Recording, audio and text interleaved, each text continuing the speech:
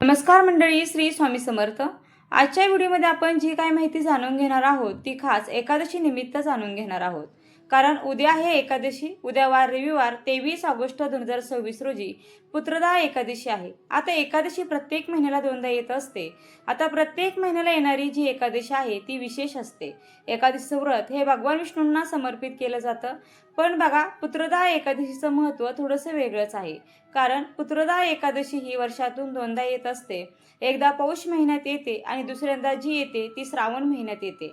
आता श्रावण महिना सुरू झाला आहे आणि श्रावण महिन्यातील एकादशी पुत्रदा एकादशी म्हणून ओळखली जाणार आहे। आणि त्यातली त्यात श्रावण महिन्यामध्ये आपण विविध प्रकारचे व्रत वैकल्य देखील करत असतो। श्रावण महिना म्हटलं तर संपूर्ण धार्मिक महिना मानला जातो आणि त्यातली त्यात या महिन्यामध्ये जर आपण पुत्रदा एकादशीचं व्रत केलं तर ज्यांना संतान सुखाची इच्छा आहे त्यांना संतान सुख प्राप्त होतं। ज्यांना मुलं बाळ आहेत त्यांच्या आरोग्यासाठी जर आपण कामना केली, पुत्रदा एकादशीचं व्रत केलं तर त्यांना चांगलं आरोग्य, दीर्घायुष्य प्राप्त होतं। आणि त्यामुळे आवर्जून ज्यांना शक्य आहे त्यांनी हे व्रत करावं। आता ज्यांना व्रत करणे शक्य नाही तर त्यांनी सेवा आणि उपाय मात्र नक्कीच करावे। तर बघा, ज्या जोडप्यांना मूल हवं आहे किंवा संततीमध्ये ज्यांना अडचणी निर्माण होत आहे त्या जोडप्यांनी दोघांनी जर एकत्रित हे व्रत केलं तर निश्चितच तुम्हाला सकारात्मक असा अनुभव लवकरात लवकर पाहायला मिळेल। बघा, या व्यतिरिक्त ज्यांना मुलं आहे त्यांनी देखील हे व्रत करावं।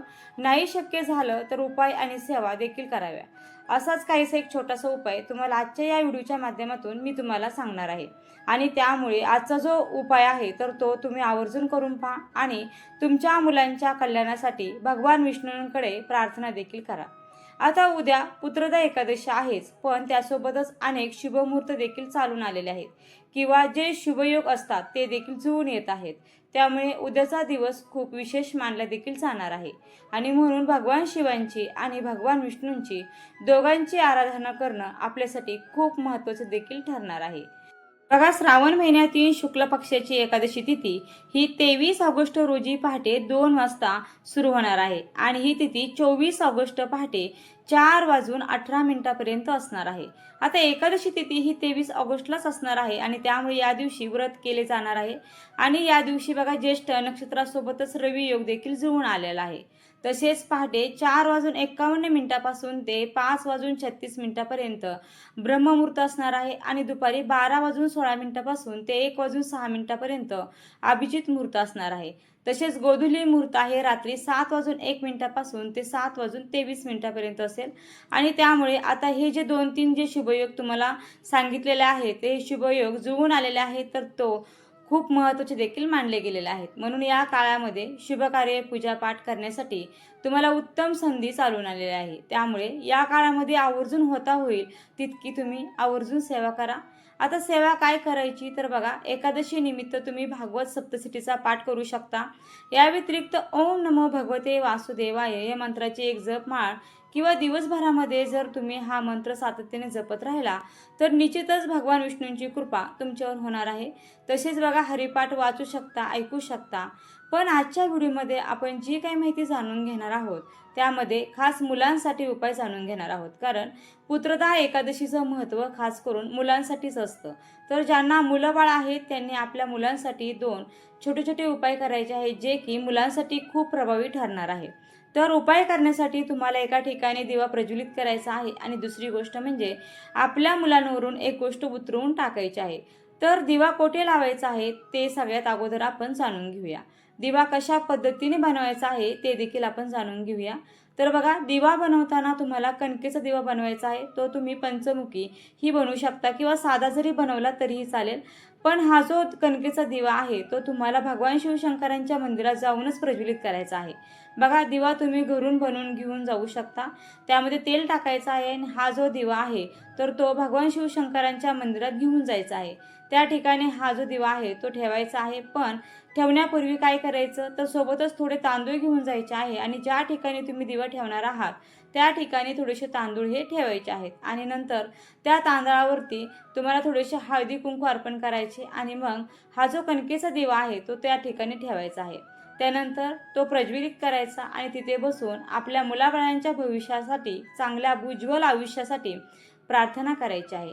मनोकामना करायची आहे आणि हा दिवा प्रज्वलित केल्यानंतर त्याच ठिकाणी बसून शिवमहिम स्तोत्र एकदा वाचायचं आहे. सोबतच भगवान शिवशंकरांची जी 108 नामावली आहे ती देखील आपल्याला वाचायची आहे. नित्यसेवेचं पुस्तक असेल तर त्यामध्ये तुम्हाला या सेवा बघायला मिळतील किंवा तुम्ही गुगलवरती सर्च करून देखील ह्या सेवा तुम्ही केल्या तरी देखील चालणार आहे.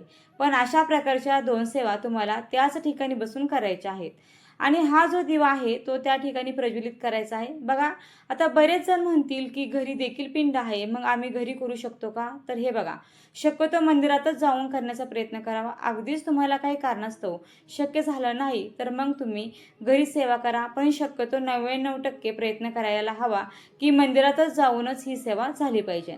आता दुसरा जो उपाय आहे तो तुम्हाला संध्याकाळच्या वेळेस प्रदोष काळामध्ये करायचा आहे किंवा ज्यांना प्रदोष काळ शक्य होणार नाही त्यांनी दिवसभरामध्ये कधीही केलं तरी देखील चालणार आहे. तर आपल्याला आपल्या मुलांवरून उद्या काळे तीळ ओवाळून टाकायचे आहे. बघा, काळे तीळ अतिशय प्रभावी मानले जातात. आपण बऱ्याचदा तिळाच्या संबंधी अनेक उपाय जाणून देखील घेतलेले आहेत आणि अतिशय प्रभावी असा उपाय आहे.